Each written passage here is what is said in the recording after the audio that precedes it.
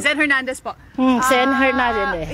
She's also reporting, ano yan, taga dito. I'm an ex-mayor of Cabacan. Talaga? I'm a two-termer. My husband is also a mayor. And we... Gagamitin nyo lang kami eh. Bakit naman? My husband is also... Gagamitin nyo lang kami eh. Bakit naman? Kayo kay Duterte, di ba? Oo. Okay mga kapenyo, mainit na balita na naman tayo ngayon. Sen Hernandez binutata ng mga OFW sa Netherlands na kung saan bias nga raw ito na taga-media na kung saan gagamitin nga lang daw sila neto ni Sen Hernandez dahil alam naman natin kung kanino nakapanig itong si Sen Hernandez at walang iba kung hindi sa Marcoses. Kaya naman binara na ng mga kababayan nating OFW sa Netherlands etong si Sen para hindi na nga makapag-interview ito. At tara mga kapenyo, wag na natin patagalin at sabay-sabay natin panoorin dito nga sa mga taga-Netherlands na OFW na kababayan natin. We are here, we are not paid by the Marcos. No. Yeah, we are here to sympathize. We are from Belgium, Germany, and Germany with our own money. Our reporter from ABS, ako rin ABS-CBN, Sen Hernandez po. Sen Hernandez. She's also reporting, ano yan, taga dito. I'm an ex-mayor of Cabacan. Talaga? I'm a two-termer. My husband is also a mayor. And we... Gagamitin nyo lang kami eh. Bakit naman? My husband... Grabe yun, sa palpal. Harap-harapan mga kapenyo. Gagamitin nyo lang kami eh. Nanlaki yung mukha ni ano rito ni Sen Hernandez mga kapenyo na kung saan parang nagulat din siya no? Talagang malupit itong mga kababayan natin no, na supporter talaga ng ating dating Pangulo na si Duterte na kung saan talaga naman dapat ipaglaban talaga natin ang ating presidente no, kung gusto talaga nating maupo muli no, itong kanyang anak na si BP Sara dapat po talagang pumalag tayong mga Pilipino. Huwag po tayong manahimik lamang. Pag alam natin na ginagamit tayo, diretsahin na natin gaya po nitong nasa video ngayon. Tama po ang ginagawa nila madam no, na talagang sinupalpal nila itong si Sen Hernandez. Naman kayo kay Duterte, di ba? Oo. Si Sen totoo naman. She try to check the health of our president. He's an 80 years old by March 28. Tama. So, tama nga naman si Madam, no? Kumbaga, mag-80 years old na itong March 28, no? Si President Duterte na talagang dapat talaga ay mabigyan ng hustisya itong ating dating Pangulo. Kasi wala naman talagang ginawang masama ang dating Pangulo natin. Kung hindi maglingkod lang sa ating mga Pilipino, no? Yun yung kanyang, yun yung kanyang paninindigan. Kaya naman, nakita nyo naman kung paano niya nilabanan yung war on drugs. Tapos ginawang masama, no? Minasama ng iba yung ginagawang pagtuwid ni Duterte para sa bansa natin. Nakakalungkot lang pong isipin dahil sa kabila ng ginawa niya, eto pa yung nangyari, no? Dinala pa siya ng ICC dito sa Netherlands.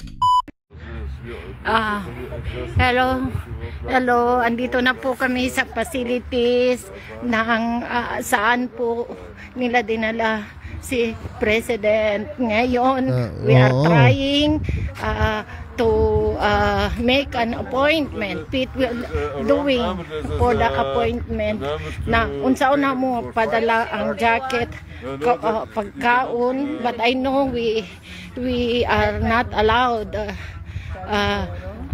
for the food, but as long as we have the appointment, they try because itong mga kasama ko nurse, and then gusto nilang makita ang health status nating presidente, and we know. Grabe no, sobrang alam niyo yun, nakakataba ng puso at talagang kita nyo napakadami pong nagmamahal talaga kay President Duterte. Biruin nyo 3 years na pong hindi nakaupo ang ating dating Pangulo na si Duterte, pero ganyan po natin siya kamahal. Hindi ko rin po alam bakit. Sobra-sobra po ang pagmamahal natin kay Duterte. alam nyo po, sa totoo lang, habang sinasabi po neto ni Madam, no, na nurse sa ibang bansa, tapos galing pa silang Germany, tapos sariling dukot po nila yung pera para suportahan po si dating Pangulong Duterte, yun pa lang po panalo na tayo lahat. Ganyan po kamahal na mga OFW Pilipino o mga Pilipino, hindi lang OFW, ng mga Pilipino, no, si dating Pangulong Duterte, na hindi po makukuha talaga ni BBM. Yan po yung sinasabi ko. Ito po'y kung babasihan nyo lamang, no, yung kapangyarihan, naglalaho po yan, nawawala po yan.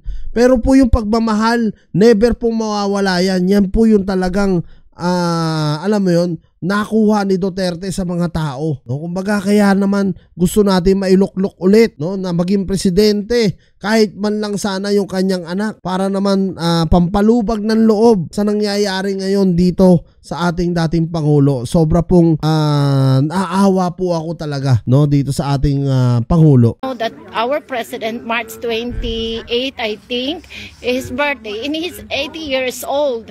And Yes, inilagay nila 80 na, dito. tapos nandiyan pa, oh. Right now, malamig masyado dito. Bukod pa doon, mga kapenyo, totoo naman yung sinasabi ni Madam, no? 24 hours pong bumabiyahe na si Duterte, na almost 80 years old, ngayon 28. Tapos galing ng Hong Kong, stress ang inabot sa Pinas, tapos biyahe ng Dubai papuntang Netherlands. Alam niyo yun, sa ganong edad, diba? Tapos dadalhin na naman ngayon dito sa hospital dahil nga alam naman natin yung naging kalusugan nga ni Duterte, medyo hindi na maganda. So nakakalungkot lang isipin talaga. So we have also a GMA here, mga Tagalog, and we said it, nasasaktan kami with the ABS or the GMA because hindi sincerong nagmamahayag kung ano ang katotohanan, ano ang mga feelings ng ating mga kababayan dito. Ito galing ito sila sa Belgium, Germany. This is Germany. Belgium. Wala po kaming bayad, hindi po kami binabayaran na andito sarili. Alam nyo po ba ang biyahe ng Germany pati yan Belgium to Netherlands, napakalayo po, ilang oras po yan. So, sa totoo lang, real talk, kasi nung kami po nagbakasyon ng Europe, yung pinuntahan lang po namin na Paris to Italy, 20 hours na. What more pa yung Germany to Netherlands, Belgium to Netherlands, diba? Sobrang sobrang sakripisyo po ng mga kababayan natin sa pagmamahal kay Duterte. Ganyan po natin kamahal ang ating dating Pangulo na si Duterte. Sana po talaga maging maayos po ang kanyang kalusugan. Namin ang pagpunta dito, sariling pera, sarili naming gastos. Sariling mo. Kita nyo, mga penyo. Naka-hotel kami. We spend more than 100 euro para lang makapunta. So now PT is doing good para sa appointment nila with a lady from Germany there para makapasok. We are trying our best to get an appointment and we call inside. Yan yung sinasabi ko. Kaya dun sa mga kababayan natin na napanghihinaan ng loob na hanggang ngayon hindi pa rin lumalabas, no? Kahit man lang mag-video para lang pakita ang suporta kay Duterte, wag na po kayong matakot, no? Ipakita nyo po kung mahal nyo talaga ang ating dating Pangulo na si Duterte, ipakita nyo po, no? Sa mga nasa Pilipinas naman, sumama kayo, no? Sa rally. Diba? Kumbaga, hindi ko kayo hinihikayat, pero ang ibig ko lang sabihin, kung mahal nyo po talaga ang ating dating Pangulong Duterte, ipakita nyo po. Wag po kayong matakot, wag po kayong manahimik na lang, no? Pakita nyo yung suporta nyo. Gaya ko, mga kapengyo, ako, hindi po ako nagbablog ng ng ganito, ng politika. Pero dahil po sa pagmamahal ko kay Duterte, ginagawa ko po ito. Yun po yung ibig ko sabihin. Kung ano po yung nasa puso nyo, gawin nyo. Wala pong pumipilit yan. Wala pong basta po ang akin, sinasabi ko lang din po. Para po, ipakita natin yung pagmamahal natin kay dating Pangulo Duterte para talagang mapakawalan siya ulit at maibalik na siya sa Pilipinas. So yan, mga kapengyo, comment nyo na lang down below lahat ng mga opinion nyo at lahat-lahat po yan babasahin ko.